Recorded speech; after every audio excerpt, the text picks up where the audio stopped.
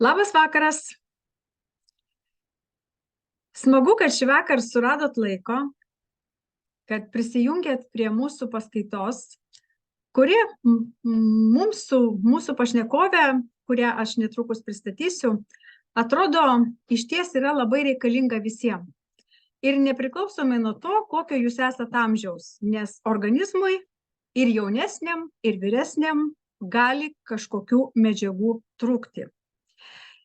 Ir žinot, būna dar toks momentas, kad kai organizmui iš tiesų kažko labai reikia, jisai pradeda duoti kažkokius požymius, simptomus. Ir kartais tie simptomai yra tokie labai ryškiai išreikšti. Pavyzdžiui, sutraukia mėšlungį, išberia veidą, ten lūpų kampučiai skilinėja, žodžiu, tokie, kur tikrai jau negali nekreipti dėmesio. Tai tada tikriausiai mes labai greitai pradedam ieškoti tos bėdos, pradedam kažkur kreiptis, konsultuotis, ieškoti, ir kažką tam organizmui duoti, ko jam iš tikrųjų reikia. Bet ne visi tokie simptomai, ne visi tokie požymiai yra labai ryškus. Ir kartais neina taip greit susivokti, kogi tam organizmui trūksta. Tai štai apie tai ir dar daugiau mes šiandien su kolegė Jolita ir aptarsim. Aš esu sveikatingumo praktikė, kuriai labiau įdomu yra sveikas grožis, senėjimo stabdymo procesų ypatingumai. O Jolita šiandien yra žinovė, sveikatingumo praktikė, žinovė rytų sveikatos tausojimo filosofijos.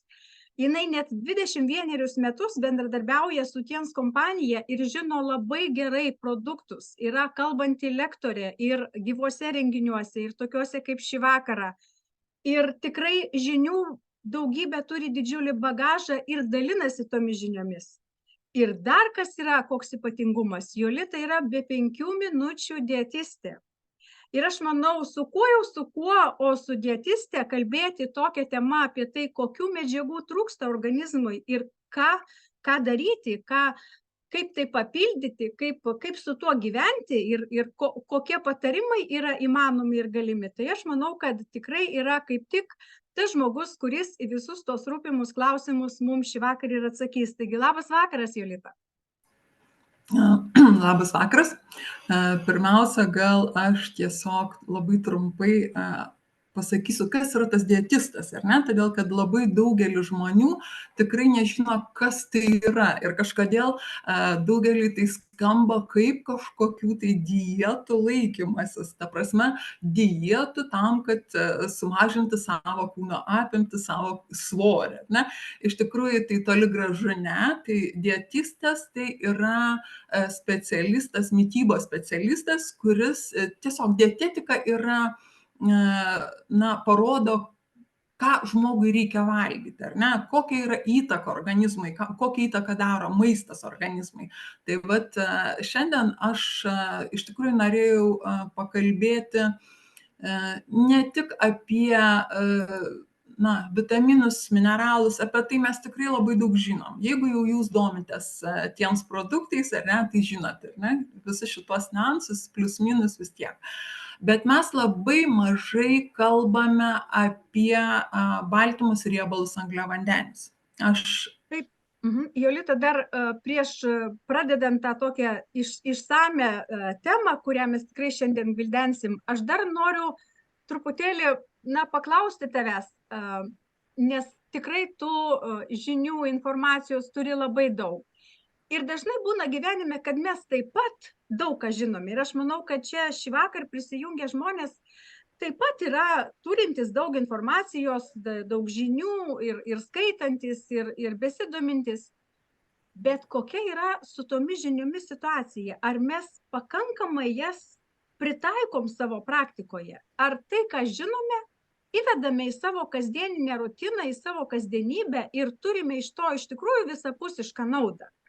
Tai vat, Jolita, dar tiesiog prieš pradedant tą temą, man įdomu paklausti tavęs, kaip pačiai sekasi su tuo žinių bagažu, kurį turi, ir dabar naujų žinių dar tiesiog visa kuprinė. Tai vat, kaip pati taikai visą tai savo kasdieniniam gyvenime, savo toj, kasdienybėj, rutinoj toj. Ir ką mum patartum, nes, nėra taip lengva iš tikrųjų teoriją su praktika suvesti į vieną ir tą 100% turėti. Taip, iš tikrųjų, Irena, ta praktika ir teorija kartais tikrai ganėtinai skiriasi, ar ne? Ir aš paprastai apie mitybą tikrai domiuosi jau labai seniai.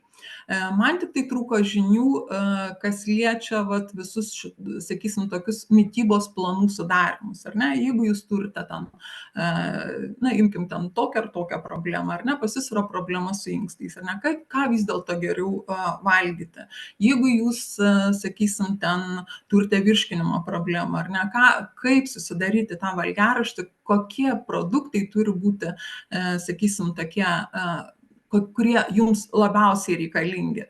Tai visus šitos dalykus, aišku, aš po truputį pradedu taikyti, bet kadangi dar nebaigiau savo mokslų ir, aišku, neturiu dar licenzijos, ar ne, nes gausim mes ir licenzijas, tai taip labai kitiems žmonėms, ar ne, aš tų savo žinių ypatingai netaikau.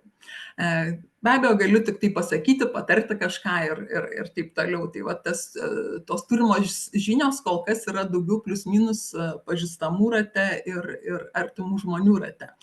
Ir tie tokie bandomieji triušiai, tai aišku, paprastai yra šeimos nariai. Tai ir norėjau pasakyti, kad tiesiog bandymo etapas yra kažkoks, bet kad naudoji tas žinias, tai yra tikrai faktas ir čia jau nėra kitaip. Tai aš manau, kad mums tikrai šita tema bus įdomi ir jeigu jūs irgi taip galvojat, kaip ir aš, tai kokią nors reakciją galit mums čia pasiūsti, kokią širdutę. Na ir jeigu bus klausimų, tiesiog užsirašykit ar pasistengkit į čatą gal rašyti, kad mes irgi galėtume matyti. Tai eigoj, tiesiog pabaigoj paskaitos pasistengsim į tai atsakyti.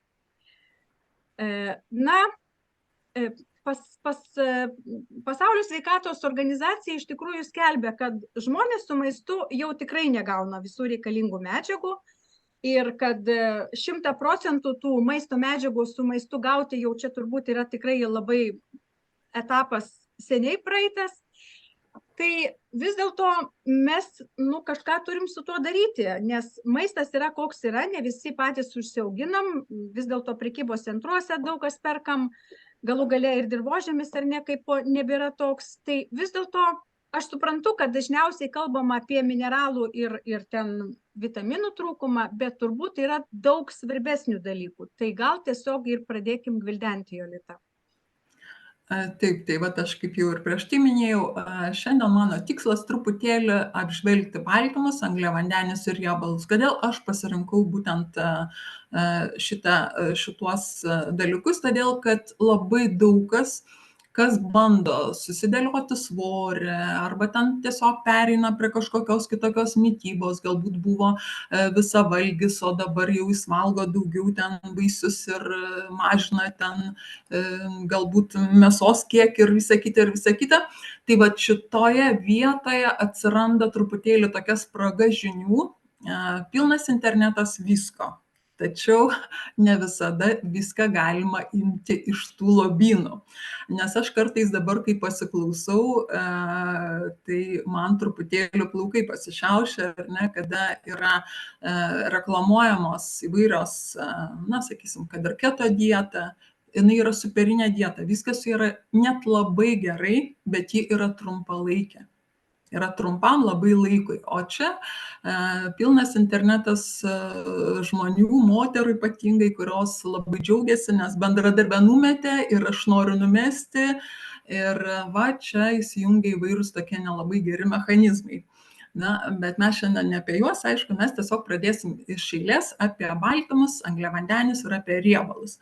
Dabar, kas yra baltymai? Tai jūs tikriausiai puikiai žinot, kad baltymai tai yra tiesiog mūsų organizmo statybinė medžiaga. Ir tiesiog būtent jie yra sudaryti iš amino rūgščių. ir kurios tam tikro proceso metu, biosintezės metu, jie tiesiog patampa būtent tais baltymais. Na ir organizmui pastoviai tai statybai ląstelių vat ir reikalingos amino rūgštys. 8 yra tokios amino rūgštys, kurios yra nepakeičiamos. Ir mes jas galime gauti tik tai su maistu. Ta prasme, kad organizmas jų nesintetina. Mes galime, aišku, gauti su papildais, ar ne, arba su maistu. Tai yra tiesiog įsidėti į burną. Kitų kelių nėra. Ir pagrindinės baltymų funkcijas, vat, jūs matot, kad atlieka plastinę statybinę paskirtį, atnaujinant ir sintetinant ląsteles, dalyvauja augimo procesuose, vystymosi procesuose, būtini kraujo transportinių baltymų sintezei. Ką tai reiškia? Tai vat, sakysim, paprastas toks pavyzdys yra hemoglobinas. Jisai aprūpina dirbančius mūsų raumenis deguonimi. Ir pavyzdžiui, kraujo krešėjimo faktoriai, tai irgi yra labai svarbus aplamai, tiesiog mūsų gyvybė yra labai svarbus. Labai svarbi funkcija yra antikūnių, kurie kovoja su infekcijomis, nes tiesiog formuojami, jie yra būtent baltymų pagalba. Ir jeigu mes neturėsim antikūnių, ar ne, tai ką reiškia, tai mes tiesiog be abejo sirgsim daugiau, ar ne? Fermentų hormonų gamyba. Na, hormonai tai išvis čia mūsų organizme yra labai labai svarbus. Tai yra ir energija, ir toks energijos šaltinis, nes kai trūksta, pavyzdžiui, angliavandenių arba riebalų, nes ir vienų, ir kitų gali trūkti, nes mes iš tikrųjų valgom nesubalansuotą maistą. Na ir baltymai, jeigu yra trūkumas baltymų, ar ne, tai tiesiog negali vystytis raumenis. Vat jūs, sakysim, valgote maistą, nusprendėt atsisakyti mėsos, ar ne?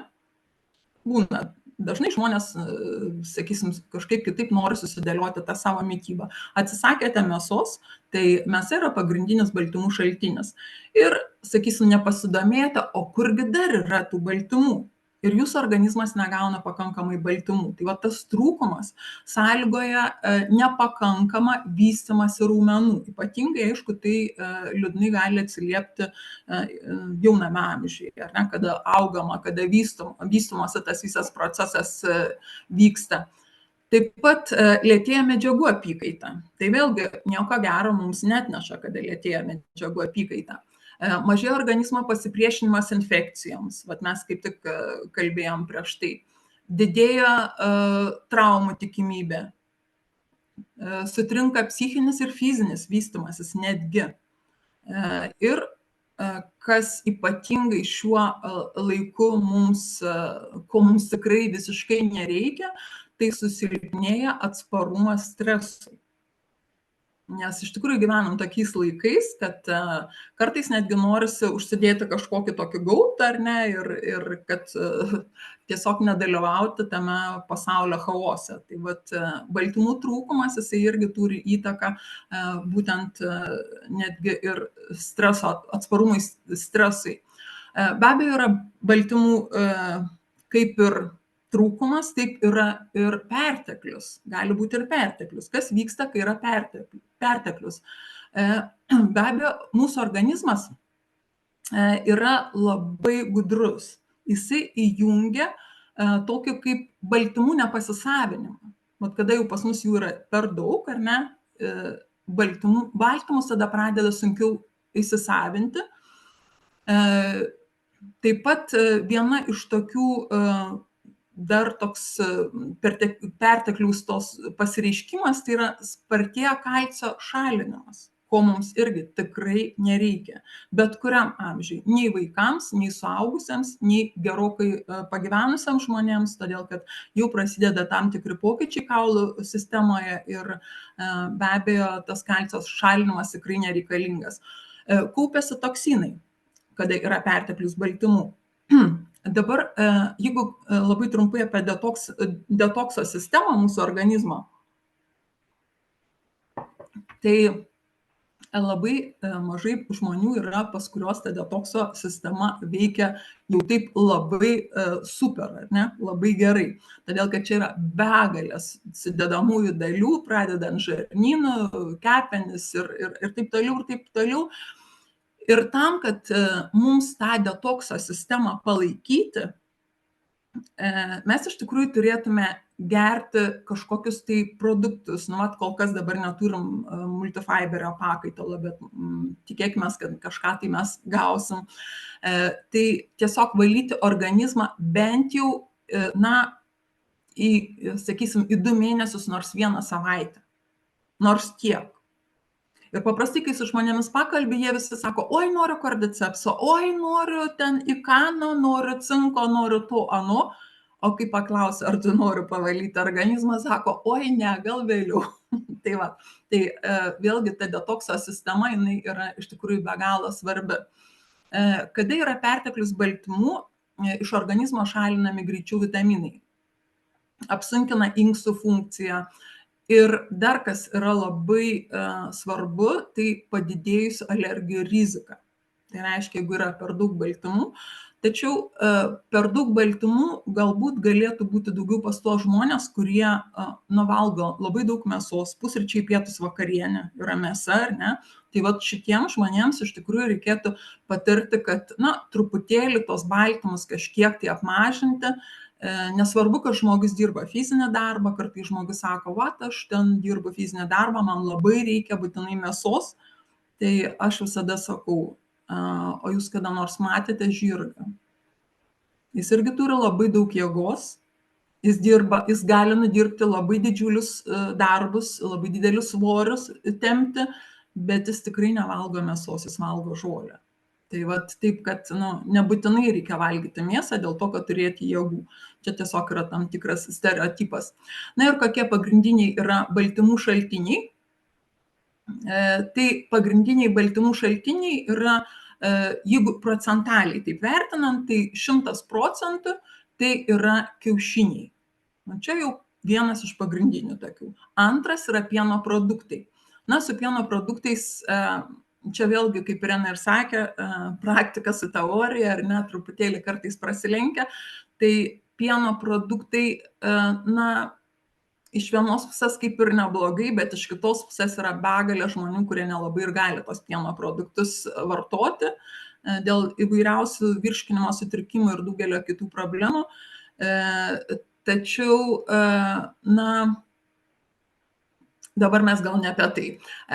Grįžti vėl prie baltymų, kokie šaltiniai. Žuvis, tai yra 70%, vištiena, jautiena yra virš 60, beveik 70%. Toliau ryžiai 63 plus minus ten, žirniai, avinžirniai 52, kviečių grūdai apie 49 ir aišku riešutai. Tai va čia tokie daugiau tokie pagrindiniai tie baltymų šaltiniai. Na ir mes toliau keliaujame prie angliavandenių. Na ir kas yra tie angliavandeniai? Tai yra energetinė pagrindinė, gal netgi sakyčiau, energetinė žmogaus organizmo medžiaga. Ir kas yra labai svarbu, kad tai yra pagrindinis centrinės nervų sistemos energijos šaltinis.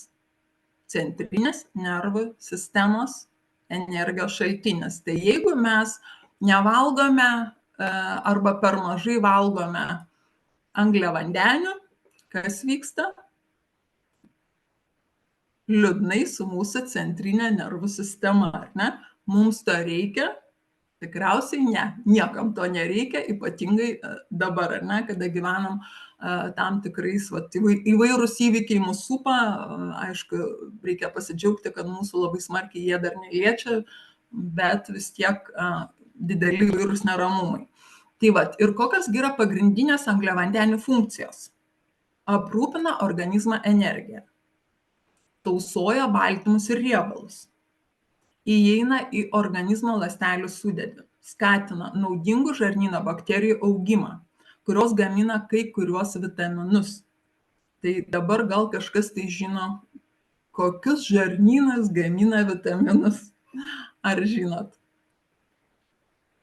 Nežinot, ar ne? Ne, tiesiog gal pamiršot. B12 gamina žarnynas, todėl labai dažnai ir labai pas daugą, tai B grupę matau, Teresa rašo, ačiū Teresa, labai pas daugą dėl to ir trūksta B grupės, todėl kad kaip ten bebūtų, pas mus yra toks lengvas, na, pavartosiu žargoną, lengvas bardakėlis mūsų žarnyne, ar ne? Ar mes jį, jeigu visai neprižiūrim, tai jau ten visai rimtas bardakėlis.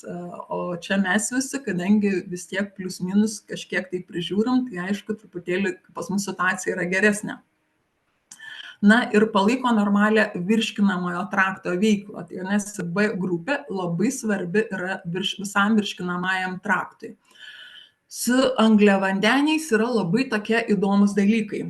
Yra greitieji angliavandeniai, kurie labai greitai mes suvalgiam, iš karto jie keliauja, ta prasme, įsisavino iš karto organizmas ir gliukozė patenka į kraujotaką, nes angliavandeniai tai yra gliukozė.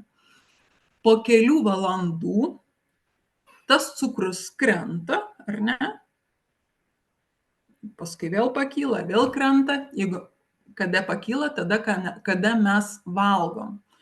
Ir tas kritimas, čia yra tokie linksmieji kalneliai, tas kritimas provokuoja valgyti dar daugiau cukrų ir krakmolų. Tai ką tai reiškia? Tai reiškia, kad reikia stengtis vengti greitųjų angliavandenių. Tie, kurie labai greitai, cukrus įvairūs, ar ne, su cukrais, kur viskas yra, kur labai greitai įsisavina ir vėl nulis lieka, ar ne? Ir va tie va šuoliai, va tokie va tie kalneliai, aukštyn žemyn ir skatina, ypatingai atkreipkit žmonės, kurie, į žmonės, galbūt artimi žmonės netgi, kurie mėgsta saldumynus, ar ne? Tik užvalgytų saldumynų, praėjo kiek laiko ir vėl jį nori valgyti, ar ne? Tiksliau, kažkokio ten vėl. Gal prie kavytės, gal dar, apie kavą vėliau pakalbėsim, gal dar kažkaip tai, ar ne, bet reikalingi tie. Ir dabar, kada yra pastoviai va tie šuoliai, vadinami insulino, organizmas vėl labai įdomiai reaguoja. Jisai praranda jautrumą insulinui. To insulino vis daugiau ir daugiau reikia, ne? Ir tiesiog atsiranda atsparumas insulinui ir atsiranda tam tikros problemos. Ganėtinai rimtas problemos. Ir dėl labai paprasto dalyko, kas tą sąlygoja atsiradimą. Ogi sąlygoja linksmieji kalneliai, ar ne? Privalgiam cukrų, pakyla insulinas, nukrito, ar ne, kada jau greitai susivirškina viskas ir vėl valgom, ir vėl krenta, ir vėl valgom, ir vėl krenta. Tai va čia taip, jeigu taip vaizdžiai. Ir su kokiamis problemomis susiduriam? Susiduriam su išeminė širdies liga, nors atrodo, kas čia bendro, ar ne? Koks čia dabar baisiai čia tortą pakirtų, ne? Ten kelis metus iš eilės. Aišku, jeigu jūs ten suvalgysit ten tų saldumynų, nežinau, ten kažkiek tai nedaug, tai nieko blogo, bet jeigu jūs valgysit kilogramais, ar ne, tai tada ir ilgą laiką, tai tada tokie nemalonus dalykai jūsų laukia, kaip širdies išeminė liga, kaip padidintas spaudimas, be abejo, antro tipo diabetas, tai čia kas be ko. Todėl, kad tie šuoliai, jie tiesiog nualina kasą ir dideliais žingsniais keliaujam į antrojo tipo cukrinį diabetą. Na ir aišku, spartėja senėjimo procesai, kas be ko. Taigi dabar ką reikėtų valgyti, tikrai kas super veikia mūsų organizmą, viskas, kas, tokie kopūstiniai visi. Pradedant baltagūžiai, žiediniai, briuselio, kalė, kopūstų lapai, tada brokoliai, taip, berods visus kopūstus išvardinau, mongoldai, špinatai, paprika, salierų stiebai, cukinijos, svogūnai, agurkai, salierai, salotos, nežinau, gal kažką praleidau, bet praktiškai visas daržas, visos daržo gerybės, tai yra super tokie angliavandeniai superiniai, ne, kurie, iš tikrųjų organizmas jums tikrai padėkos, jeigu jūs juos valgysit. Tai vat reikėtų atkreipti dėmesį į tai. Dabar keliaujame prie riebalų. Riebalų pagrindinės funkcijos yra energijos atsargos. Vat vienas iš pagrindinių, jeigu sakysim, ten baltymai, angliavandeniai, jie ne taip, bet čia vat grinai tarnauja riebalai kaip rezervai. Ir temperatūros išlaikymas, mechaninė ir terminė apsauga. Dabar atkreipkite dėmesį. Ar jūs kada matėte, vat du žmonės, ar ne, ar atkreipėt dėmesį? Vienas su tokiu rimtesniu riebaliuko sluoksniu, o kitas toks visai barškantis, ar ne? Tai kuriam bus šalčiau, ar tam barškančiam, ar tam su tuo normaliu tokiu riebaliuko sluoksniu? Be abejo, kad tam, kuris turi riebaliuką, ar ne? Tai va, todėl, kad riebalai, tai jie tokį turi vat, tą temperatūros išlaikymą, ar ne? Žmogui šilčiau yra, kada yra tas sluoksnelis. Tai nieko blogo, žodžiu, užsiauginti ir tokį bent jau žiemai. Jūs atkreipkite dėmesį gyvūnus. Aš turiu 2 katinus ir šunį, tai jie mane baigia apvalgyti, nes neįmanoma. Tik tai pavalgo ir jau vėl abu katinai bliauna rėkia, vėl jiems reikia valgyti, aišku, niekas jiems neduoda taip dažnai valgyti, bet vat, jaučiasi labai smarkiai, kas turi gyvūnų, tikrai jaučiat, kad artėja žiema. Taigi, kokios dar yra riebalų funkcijos? Antioksidacinis poveikis, tai yra laisvųjų radikalų žalingo poveikio stabdymas. Va čia irgi labai svarbu, todėl kad tų laisvųjų radikalų yra pakankamai daug ir jie kenkia mūsų ląstelėms, o pasirodo riebaliukas, jisai truputėlį saugomus. Organizme nesintetinamų riebalų rūgščių šaltiniai, riebaluose tirpių vitaminų pernešėjai, tokie kaip D, E. Ir be abejo, kad riebus maistas pasirodo pasitenkinimo maistu duoda ir sotumo jausmą. Kad sotumo jausmą tai tikrai. Pabandykit, pavyzdžiui, aš kažkada seniai tiesiog bandžiau tokį derinį, sezamo sėklas, ten visai jų nedaug, tiesiog su blenderiu jas ten sumali ir įsidedi bananą. Ir galvoju, bus čia mano vakarienė. Pasižiūrėjau aš tą savo vakarienę ir galvoju, o Dieve, tai čia nieko čia nebus čia su ta vakarienė, todėl kad neįmanoma, kaip galima būti sočiam nuo tiek, tokio kiekio. Ir žinokit, aš suvalgiau tą kokteilį, išgėriau, kitaip sakant. Ir už kokių 15 minučių aš negaliu patikėti savo jausmu, tai ką jaučiu. Aš esu tokia privalgiusi nuo tų sezamo sėklų. Tai vat iš tikrųjų, o sezamo sėklas jos turi riebalo, tai vat pasirodo ganėtinai toks įdomus dalykas. Taigi dabar, jeigu kalbam apie riebalus, tai yra jau tikrai žinom, sočiosios, nesočiosios riebiosios rūgštys, ar ne? Tai yra omega 3, omega 6, bet omega 3, tai jūs tikrai puikiai žinot ir vartojat, nes pas mus buvo tikrai nuostabus produktas su omega 3. Ir va, tai yra tam tikra medžiaga omega 3, kuri mūsų organizme nesintetinama. Jinai turi būti gaunama tik tai iš aplinkos. O kitaip sakant, arba tai gali būti galbūt ten žuvis, galbūt tai kažkoks tai aliejus, ar ne? Tačiau yra labai toks įdomus dalykas, omega 3 ir omega 6. Omega 6 taip pat reikalinga mūsų organizmui, tačiau mes jos gaunam ir šiaip jau labai daug. Jeigu omega 3 pas mus turėtų būti, kada evoliucijos visų tuo laikotarpiu žmogus iš pradžių gaudavo vienodai. Ir omega 3 ir omega 6 patekdavo į organizmą vienodai su maisto produktais. Tai tos visos civilizacijos pasekmė pas mus organizme santykis šitų riebiųjų rūgščių labai smarkiai pakito. Ir pakito ne į gerąją pusę. Omega 3 yra viena dalis, o omega 6 yra įvairiai 19 ir netgi 25. O turėtų būti maksimum 1 su 2. Tai čia jau maksimumas. O dar geriau 1 su 1. Tai dabar ką daro ta omega 6? Omega 6, nors jos reikia mūsų organizmui, tačiau ji sukelia uždegiminius procesus. Mes jų nematom. Tai yra įvairūs uždegiminiai vidaus mūsų organizmo procesai įvairūs vykstantis.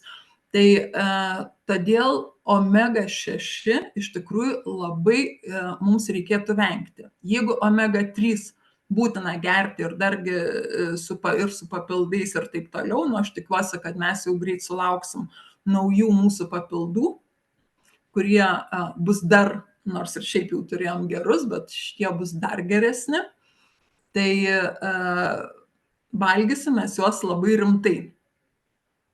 Na ir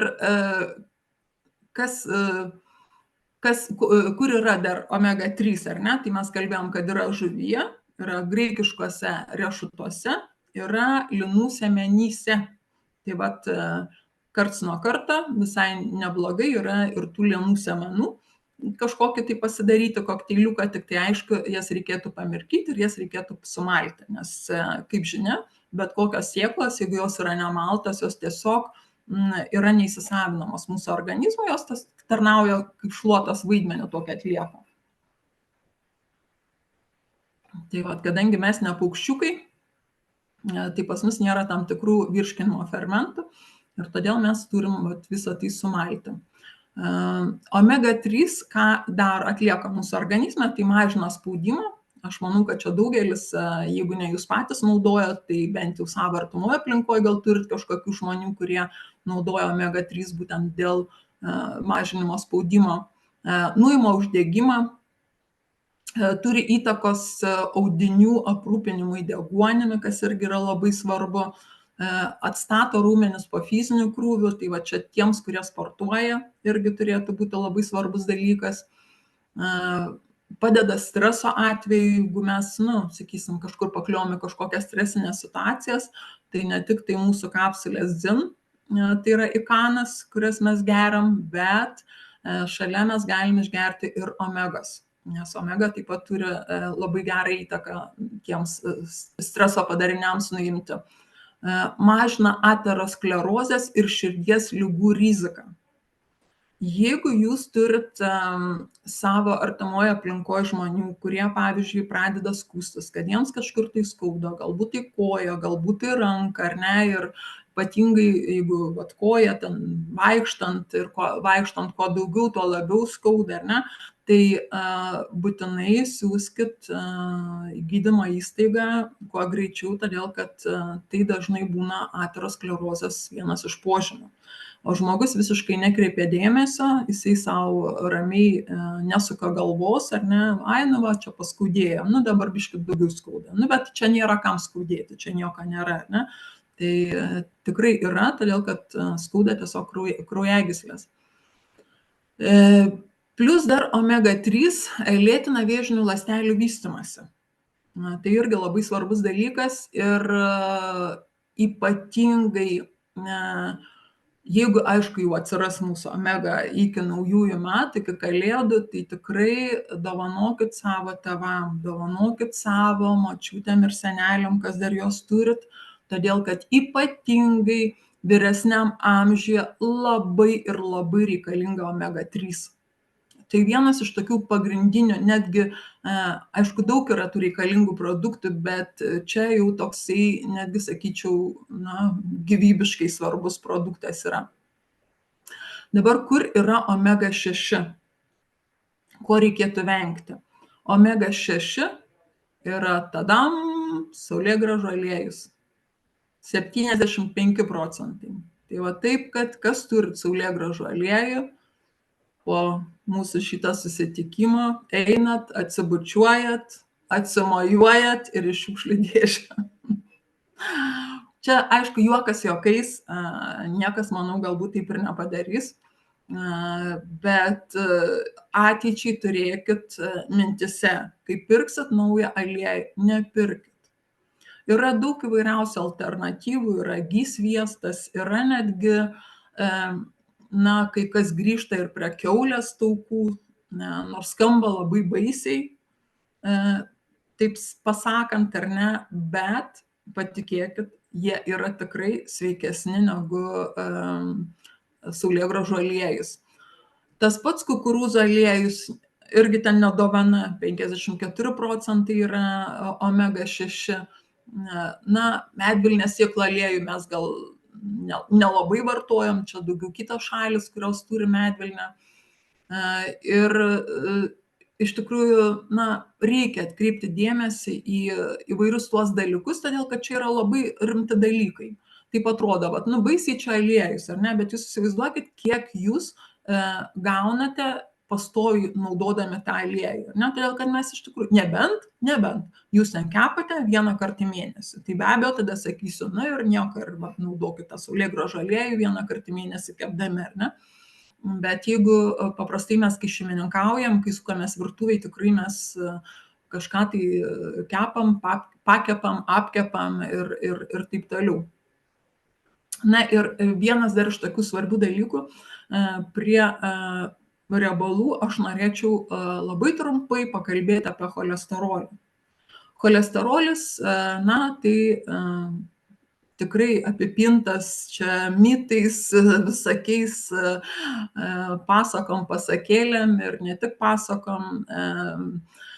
Man, žinot, visada, kol aš dar net nežinojau apie cholesterolį, man visada kėlė tam tikrą nuostabą išgirsti įvairūs tokie, įvairios istorijos.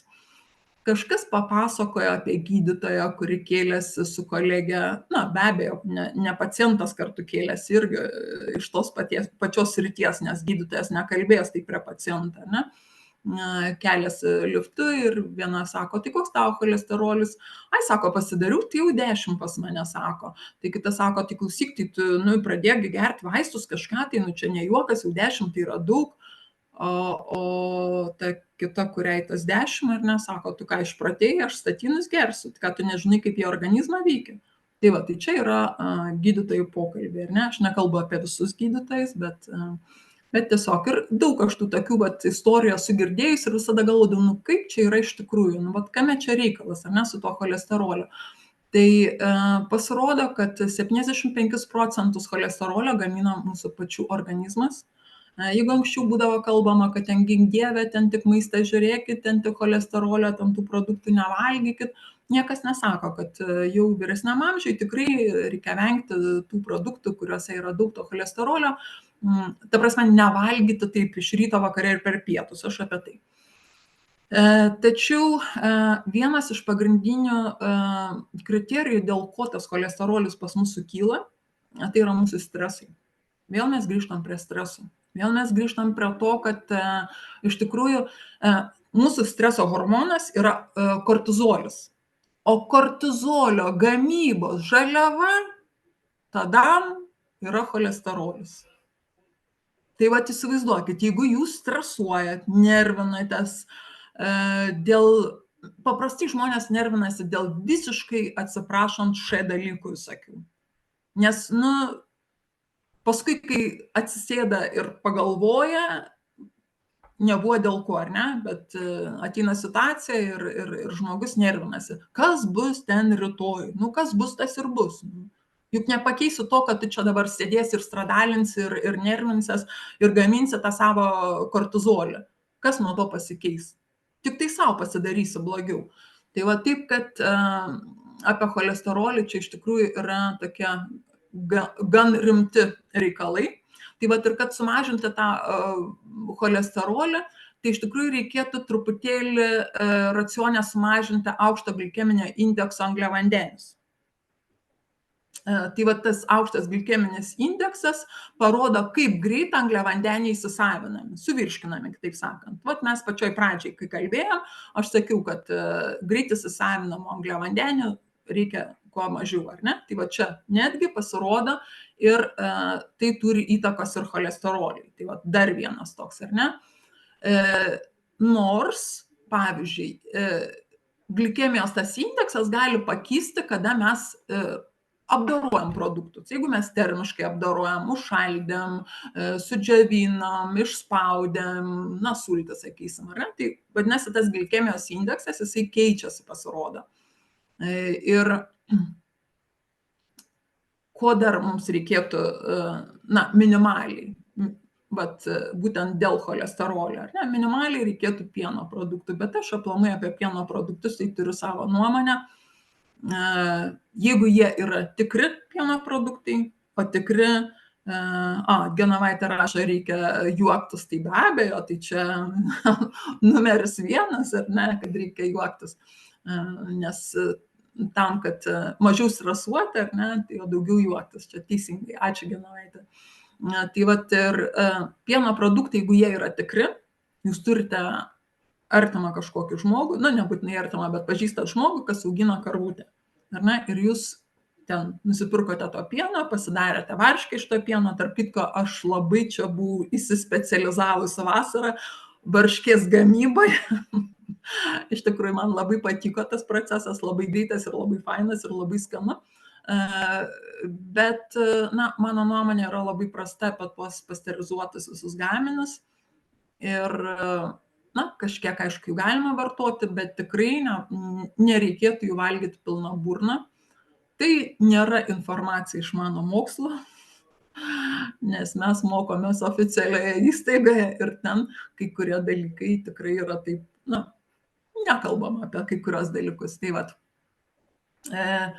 ko reikėtų dar vengti dėl cholesterolio, ar ne? Tai reikėtų kiaušinio baltymo vengti, raudonos riebios mėsos, na, įvairių ten tokių moliuskai ten, vat, visi šitie ten vėžiai ten, bet mes jų ir nevalgom taip, kad valgyto. Tiek, kiek mes ten valgom retsykiais, tai tikrai nuo to čia niekas nepasikeis. Maistui visada naudoti pirmo spaudimo nerafinuotą aliejų. Valgyti riebę žuvį, liesą mėsą. Beje, daug kur rekomenduojama valgyti lašišą dėl to, kad jinai yra riebi, tačiau yra vienas minusas. Beveik visa lašiša mūsų rinkoje yra auginta pramoniniu būdu. Tai ten kaip paršelius, ta, nežinau, kaip ten kombikorma ar ne, šeria, čia gal yra ūkininkų geriau žino. Tai va ten juos irgi taip šeria. Tai va tos visos lašišos yra, nu, irgi tam tikras... Na, jeigu ne taip labai dažnai, viskas gerai, bet jeigu pradėsit į dieną po 2 kartus lašišą valgyti, tai nėra visiškai gerai, ne, visiškai tinkamas produktas. Tada jau geriau valgyti kuprę. Tarp kitko, čia man pasakė Aurimas, nežinau, ar jis mane dabar klauso ar neklauso, kad laukinė lašiša tai yra būtent kuprė, nes aš visą laiką sukau galvą, nu kas yra ta laukinė lašiša, nu iš kur ją gauti tą laukinę lašišą, o pasirodė, kad tai yra kuprė. Tai vat, klaipėdiečiai, ten Žemaitija, jums visai faina, jūra netoli, galit kuprės gauti, nors mane visiškai nokautavo žinia, kad Baltijos jūra yra labiausiai užteršta pasaulyje. Ne šiaip sau tarp kažkokių tai jūrų, bet pasaulyje. Ir netgi rimti gydytojai nerekomenduoja maudytis nėštukėms jūroje. Tai va, taip, kad informacija ganėtinai įdomi. Taip, ką aš dar nepaminėjau? Nepaminėjau, kad kokiu dar riešutus reikėtų valgyti. Tai yra pekaną, migdolų, pistacijų, aišku, gink dieve, ne šitos nesūdytus tik tai.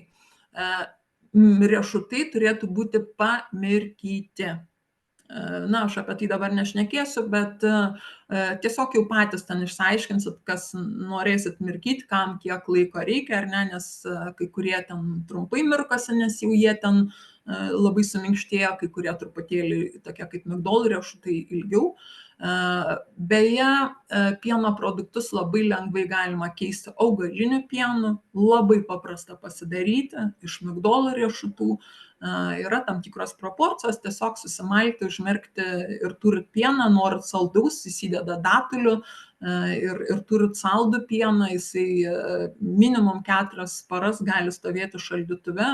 Nu, yra daug iš ko galima jį padaryti, bet niekada labai nesižavėkit tais augaliniu pienu, kuris stovi lentynose. Tose lentynose irgi reikia labai skaityti etiketes, nes kartais ten yra cukraus bomba ir to augalinio pieno ten yra labai labai mažai, nors pavadinimas yra augalinis pienas. Na, kaip ir daugelis pas mus etikečių, ar ne, tai jas reikėtų iš tikrųjų labai skaityti. Ir todėl, kad kitaip šiais laikais nebesigauna. Dabar mes pakalbėsim apie dar stop produktus. Taip sakant, ačiū Rūte. Kokie yra stop produktai? Tai reiškia, ko jums nereikėtų valgyti. Visų pirma, čia jau nusibosiu, nes jau šitą tikrai žinot kaip tėvė mūsų. Cukrus. Taip? Todėl, kad jisai maitina patogeninę mikroflorą esančią mūsų žarnyne. Kaip žinia, tuščia vieta laisva nebūna, greitai prisidaugina tos mikrofloros patogeninės. Cukrus, mes kalbėjom insulino šuolį. Atsimenat, pradžiai sakiau, kad tie linksmieji kalneliai, kurių mūsų kasa tikrai netoleruoja. Taip pat cukrus sąlygoja nervinės sistemos nestabilumą. Galit pagalvoti, nervinės sistemos nestabilumą cukrus. Ar ne? Ir stiprina susierzinimo jausmą. Privalgėt cukraus, atrodo viskas gerai, turėtų gyvenimas būti saldus, o jūs jaučiatės susierzinęs. Tai vat, kaip sakant, irgi artėja šventės, stenkitės cukraus valgyti mažiau. Toliau, rafinuoti aliejai, mes jau irgi kalbėjom, kad vis dėlto aliejai turėtų būti nerafinuoti, todėl kad rafinuotas keičia ląstelės apvalkalo struktūrą, netgi trukdo ląsteliai praleisti nervinius impulsus. Galit pagalvoti, nervinius impulsus stabdo.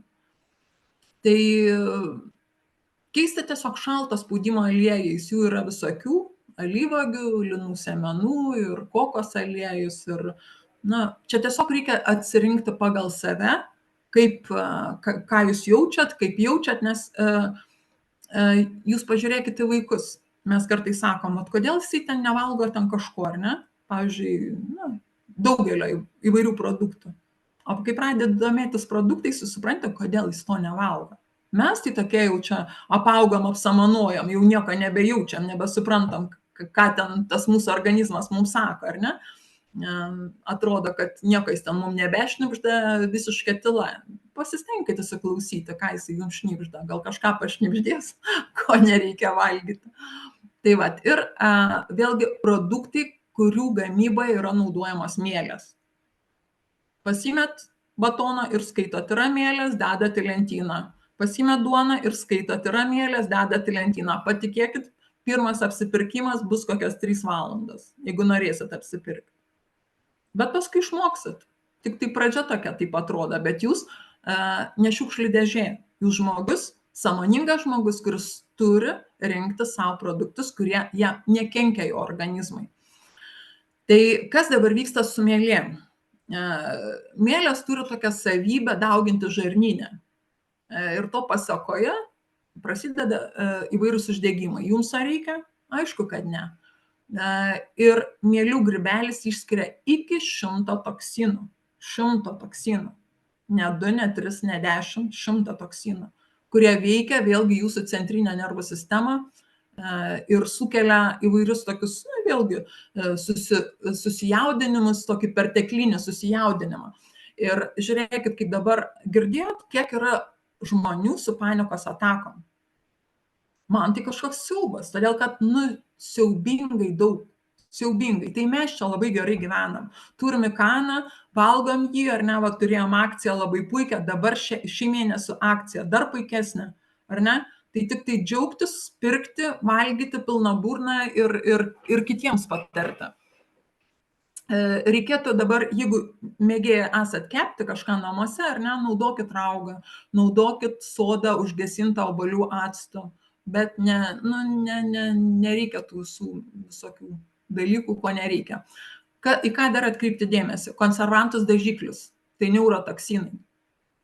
Tiesiog skaityti etiketes. Natrio gliutamatas, taip ir rašo, natrio gliutamatas, dešros, dešrelės, tos vadinamos sasiskos, ypatingai kas veikia šitas natrio gliutamatas vaikus, ne suaugusius, o vaikus. Ir pažiūrėkit, vaikai mėgsta dešreles, tas vadinamas sasiskas, mėgsta, ar ne?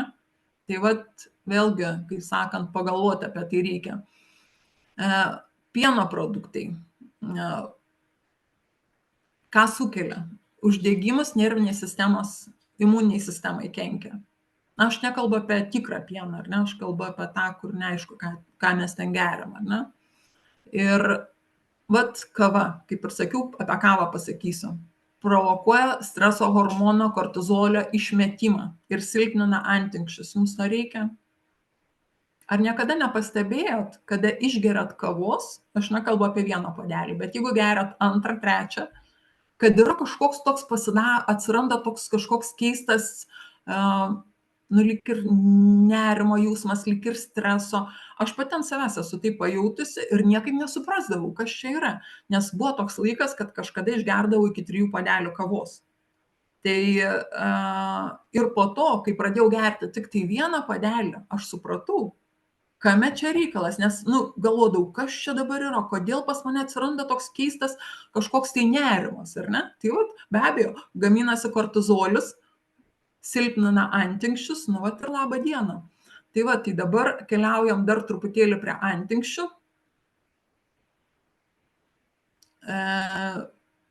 Vat nežinau, ar girdėtas jau jums antinksčių? Dar jo, Jolita, mes iš tikrųjų kalbam apie tai, šiandien mūsų tema ir yra tokia, kad kaip organizmui žinoti, kaip atkreipti dėmesį, vat, ir tikrai aš manau, kad išgirdom nemažai dalykų ir detalių, kurias galėjom pasižymėti, ir tikrai organizmas daug dalykų mums pasako, tik reikia stebėti, reikia truputėlį įsiklausyti į tuos simptomus, kuriuos organizmas mums kiekvienu momentu gali pasakyti. Ir iš tikrųjų Jolita išvardino labai daug detalių apie tai, kokių medžiagų organizmui trūksta ir kaip tai papildyti. Aš manau, kad jūs tikrai turite rašiklį ir popierių ir rašot, ir jeigu dar kažkokių klausimų bus, dar mums truputėlį pabaigoje ir užduosit. Tačiau, Jolita, mes savo aplinkoje, visi tikriausiai, kokioj mes vietovėje begyventumėm, bet tikrai turime labai daug žmonių, kurie šiuo metu ypatingai serga ir neturi stipraus imuniteto. Ir galbūt tai ne visada yra tik imuninės sistemos problema. Aš manau, kad tai galbūt iš dalies yra ir tam tikrų tų medžiagų, kurių trūksta organizmui problema, ar ne? Ir dabar gal tiesiog grįžkim prie to, kad mes, galim tam organizmui padėti, jeigu mes įsiklausom, jeigu mes tikrai esam besikonsultuojantis ir, žodžiu, kompanija tikrai yra turinti begalės produktų ir galimybių padėti, tai dar truputį galbūt, iš tos pusės, kaip ir pradėjai, kad, žodžiu, ta imuninė sistema ne visada yra pati svarbiausia ir kad ta profilaktika kokia galėtų būti, ar ne, į ką čia mes turėtume atkreipti dėmesį ir kaip galėtume savo padėti. Tai vat gal jo, čia ir bus dar truputėlį temos tam tikra dalis. Jo, tai dabar aš tada labai trumpai, kokius produktus mes galime gerti, kadangi dabar yra žiema. Mes puikiai žinom, kad dabar yra inkstų laikas, ar ne, ir aš pakalbėsiu apie antinksčių nuovargį. Kokie yra simptomai ir kokia yra profilaktika viso to. O simptomai yra tokie, jeigu, pavyzdžiui, jūs pirmoje dienos pusėje tiesiog vis norit prigulti, ar ne? mat atrodo, tik nesenai atsikėlėt ir yra toksai poreikis, vat, kažkaip pagulinėti, jaučiasi nuovargis, tai yra todėl, kad yra trūkumas adrenalino. Nes gerai išsimiegoję naktį jūs vis tiek norit nusnūsti. Jeigu, pavyzdžiui, jūs dieną jaučiatės pavargę, grįžtat namo, tiesiog ir esat grįžę namo, jau esat energingi. Atrodo keista, ar ne, vakaras ir kodėl dabar čia taip yra. Todėl, kad pas mus trūksta tam tikro hormono, ar ne, kadangi yra antinksčiai pavargę, trūksta hormono, kuris tiesiog, na, jeigu yra kažkokia tai krizė, va tas hormonas mums padeda, na, nežinau, bėgti, kažką tai atlikti kažkokius tais veiksmus. Ir kai mes grįžtam namo, kada mes visiškai nusiraminam, va ten kiek ten yra suspausta, ar ne, nes organizmas suspaudė, to hormono neduoda, nes jo yra mažai, ir tada jis jį atiduoda mums, ar ne? Ir mes liktai jau kaip ir turėtume būti pavargę po dienos, ir pas mus yra atvirkščiai. Dieną mes pavargę, kada mums reikia dirbti, mes neturim jėgų, mes pareinam namo, pas mus yra sočiai jėgų pakankamai, ar ne? Tai va čia tas yra irgi priskiriamas tas simptomas kaip būtent prie antinksčių nuovargio. Einat miegoti, jaučiatės pavargę, bet tik atsigulėt ir viskas, jūs visiškai nebenorit miegoti. Ar dažna tokia situacija, ar būna tokia situacija? Ar niekada nebūna pas nieką tokių situacijų? Nu, man tai tikrai būna, bent jau šita situacija, tai tikrai būna retai labai, labai retai, bet tikrai būna, kad atrodo, va jau viskas, jau griūsiu kaip miego noriu, jau bėgu viskas miegoti, atsiguliau ir nieko panašaus, aš visiškai nenoriu miegoti. Bet čia, jeigu tokie vienetiniai, tai nieko čia blogo, ne? Bet jeigu jau kartojasi, vat, ir vieną kartą, vat, Rūta rašo, kad ir jai būna, bet jeigu tai yra dažnai, tai yra antinksčių nuovargis. Todėl, kad antinksčiai nebesugeba, kas yra antinksčiai? Tai yra viena grandinėlė, kuri gamina hormonus. Tai vat, jeigu mes nebegamina hormoną, aišku, atitinkamai, ir Liubov rašo, kad būna. Tai taip, toliau, jeigu netgi dirbant lengvus darbus, stipriai prakaituojate. Tai be abejo, irgi vienas iš tų tokių požymių pavargusio antinksčių yra nuolat troškina, negalite niekaip atsigerti ir norisi sūriai. Tai jau čia tikrai kiekvienas iš jūsų, kuris bent kažkiek seniau yra tiems kompanijoje, pasakys, ar ne, kada norisi sūriai, tada, kada inkstai. Ne? Nes kiekvienas organas turi savo skonį. Tai vat, inkstų skonis yra sūrumas. Jeigu yra truputėlį neaiškus vaizdas, nu, va, tiesiog vis užeina ir užeina, tai ne akis. Nes jeigu akis, tai pastoviai yra tas vaizdas. Čia yra susijęs su antinksčiais.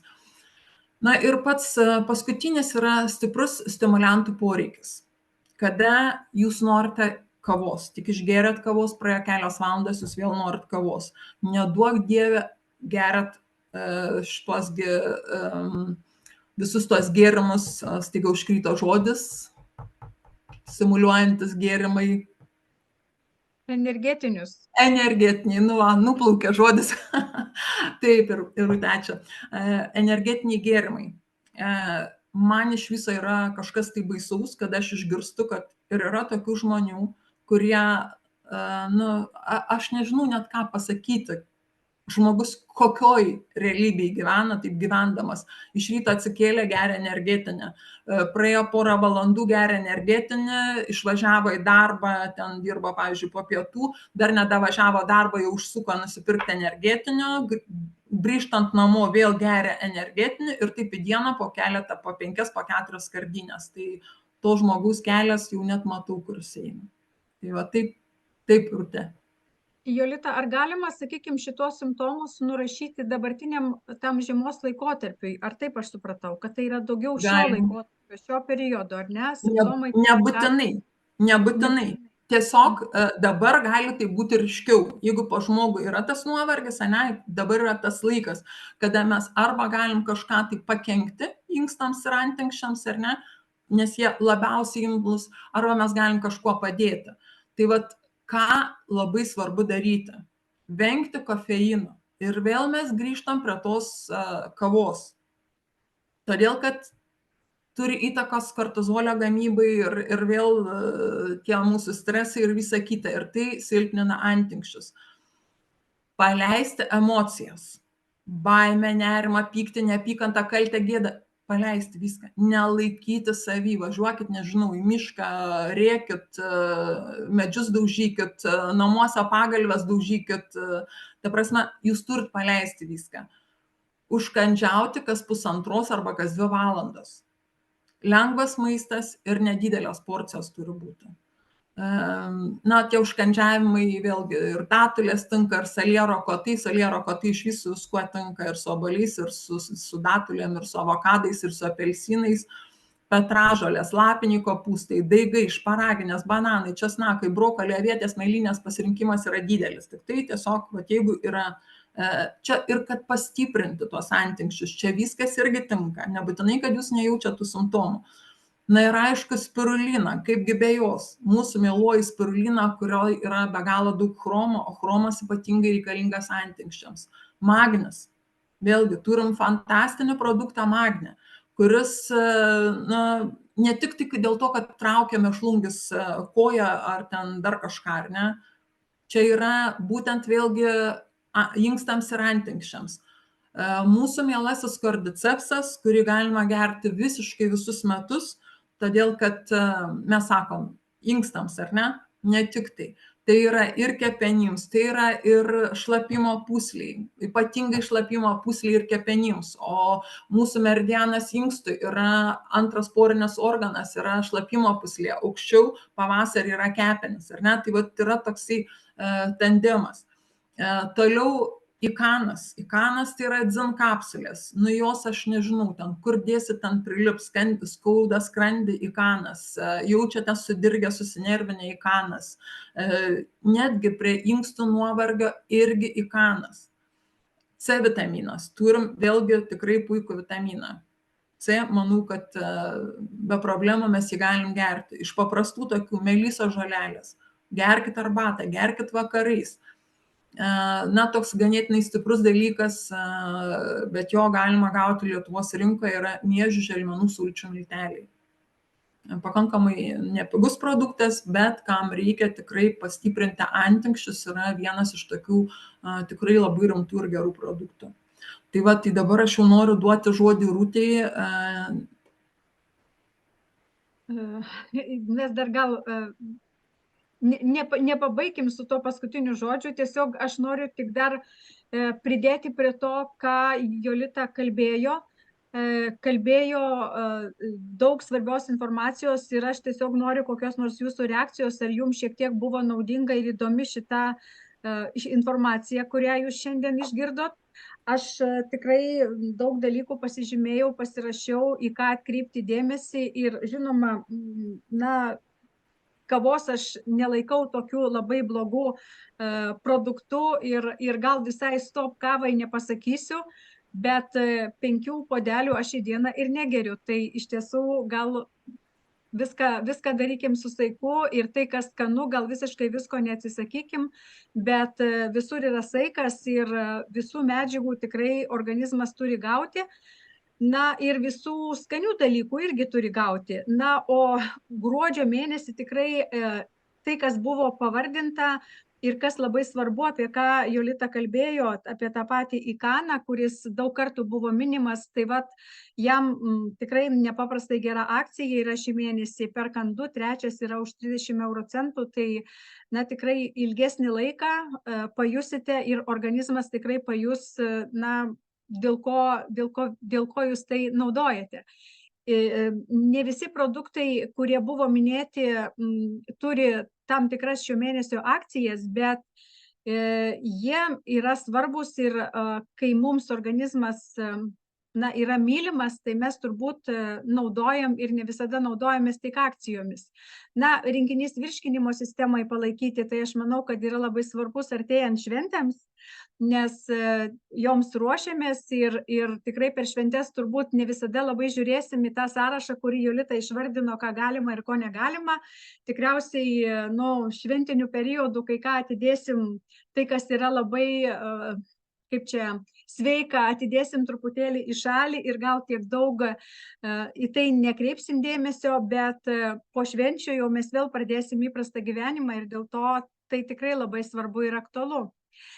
Jeigu būtų kažkokių klausimų, dar į chatą galite rašyti ir Jolita, aš manau, kad pasižiūrės ir atsakys.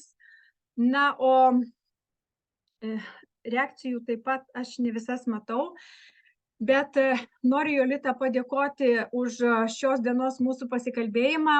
Manau, kad mes tikrai pavardinom daug dalykų, kurie yra svarbus mūsų organizmui ir į ką reikia atkreipti dėmesį ir į tuos, na, tokius galbūt paprastesnius dalykus, kurie kasdienybėj mūsų tikrai gali būti įvesti į kasdienę mūsų rutiną, pritaikomi ir galbūt tikrai atidžiau žiūrėsim lentynoj. Na, o susitikti kviečiu jūs vėl kitą pirmadienį ir vėl su sąsiuviniu, dėl to, kad tikrai kita sveikatingumo praktikė, kita rytų sveikatos visos filosofijos žinovė Dalia Prižgintienė kalbės apie tai, kaip apsisaugoti nuo virusų, nes žiema visada yra virusų metas ir, na, daugiausiai problemų kyla dėl to. Taigi kviečiu kitą pirmadienį vėl prisijungti 19 valandą į mūsų paskaitą, pakviesti savo draugus. Na, o jeigu kažkas, ką jūs šiandien išgirdote, jums yra aktualu, kreipkitės į tos žmonės, kurie juos pakvietė, kad galėtumėt įsigyti ir ikano, ir spirulino, ir magnio, apie ką šiandien buvo daugiau kalbama. Na ir gerų švenčių ir gerų emocijų ir tegul šventinis stalas tikrai nesugadina ne vienam iš mūsų organizmui situacijos. Tai ačiū Jolita, ačiū visiems šį vakar skyrusiems laiką ir iki kito susimatymo. Viso. Ačiū. Ačiū.